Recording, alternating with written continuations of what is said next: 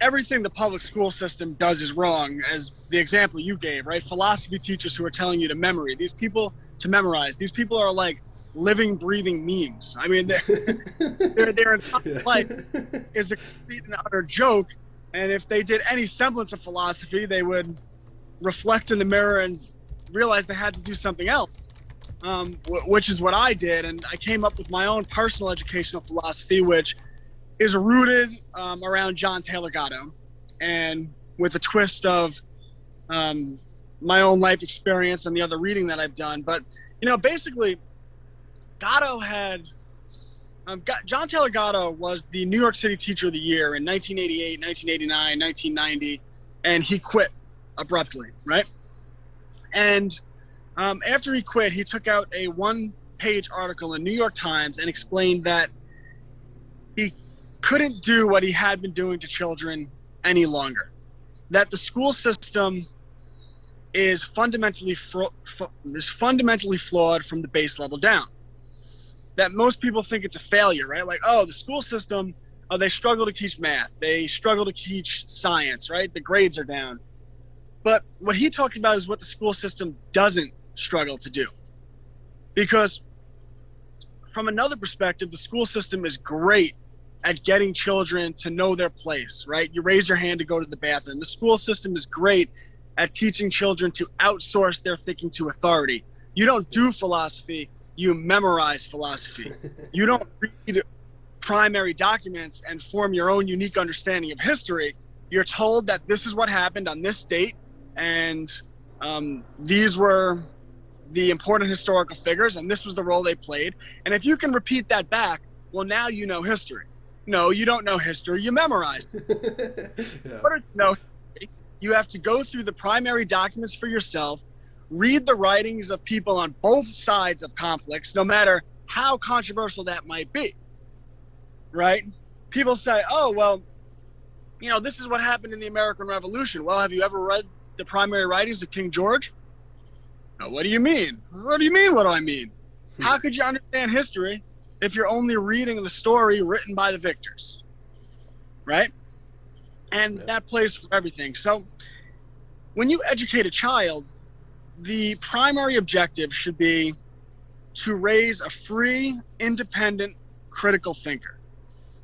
And the way you do that is by allowing them to think, allowing them to experience life. So when they study history, you let them read the documents and form their own unique theories. When they study science, you allow them to do the actual experiments, right? The scientific method, the way Leonardo da Vinci would, right? The way the great scientific minds throughout all human history have.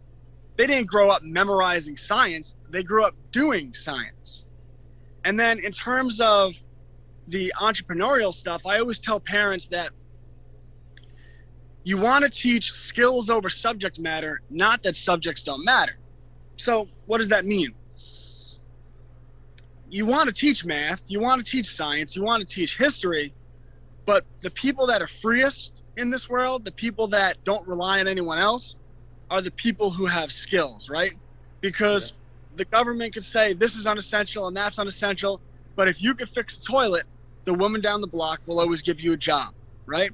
Yeah. And if you are a chef and you're very talented and you have business experience, you could start a small restaurant. And there's so many different things that you can do. If you know photography, you can market yourself as an event photographer or a photographer that takes pictures of little babies after they're born, right? And people will hire you and you could always earn a living, but you could only do that when you have skills and then you have the confidence to know that you can do business things. So that's why for example, photography, if you have a young child and you teach him photography, when he's 10, 11, 12 years old, you can already guide him to start doing that type of thing where maybe he offers his services at the local prom, right? Or to individual families and says, I'll take the photos of your prom night, or I'll take the photos of your newborn.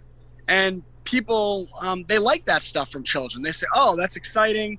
Look at what this child is doing. Yeah, I'll hire you. I'll give you a chance. And when you do that, you teach children to think entrepreneurially. You show them that their skills have value, and you raise free people. So that's basically what I preach. Yeah, that's amazing. Yeah, I love that. Well, do you want to, like, what is Homeschools Connected? Yeah, so I had been doing 2 years of parent one-on-one parent consultations where I was setting up their homeschools. And within those 2 years, I had done an absurd amount of curriculum research, right? And not just curriculum in what you would think like, oh, do you want to use classical conversations, alpha, omega? These are homeschool curriculums, very popular ones.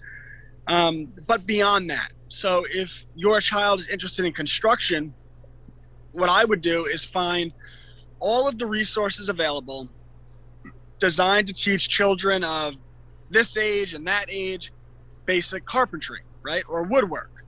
And I'd start at the beginner level resources, and then I would find intermediate level resources, all the way to like college level advanced resources. So over time, I had accumulated quite a Rolodex, if you will, of very valuable information. And this is like all topics. Like I brought up photography, but teaching children engineering, videography, STEM, cooking, baking, just anything you could think of, chess. There are resources for everything. And because I had worked with so many families, I had put all these resources together. So finally I said, okay, I want to take this to the next level. So I built out a Discord, which is essentially just an app, right? So basically I built out an app that clearly organizes all of the different curriculums, all of the different resources by category, so that whatever you're looking for, you can go right into my app and you can say, okay, we're going to teach little Johnny construction. Okay, we're going to teach little Johnny engineering. Okay, we're going to teach little Johnny architecture, right? That's a cool one that people don't even realize you could teach young children. Yeah. But there are homeschool curriculums designed to teach just that, and I've found them. So I have it set up where it's easy to find the resources that you need. And then within that, I also have state groups, which as more and more people join my platform, people will be able to start connecting with other homeschool families in their area.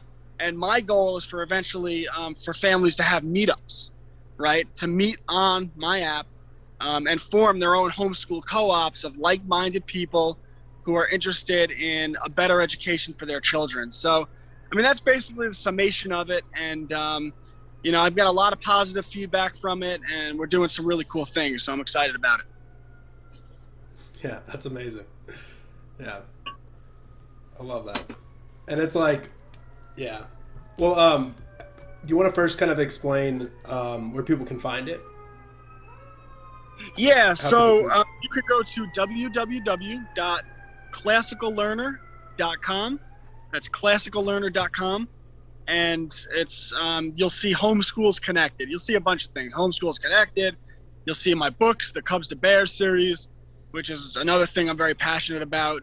And if you go through my website, you'll see on the bottom of the page, it says there's a discount code, Connect. So it's $10 a month.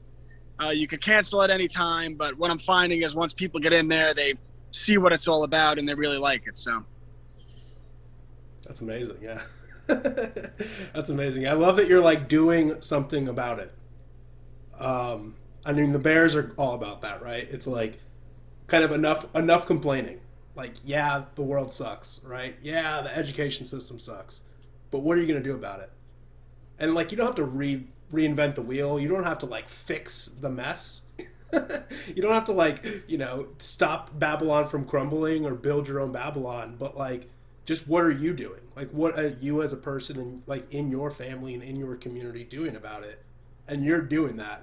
And you've done it amazing. I mean, from a distance, I can see you're raising a happy, healthy family and educating them well and inspiring them and encouraging them well.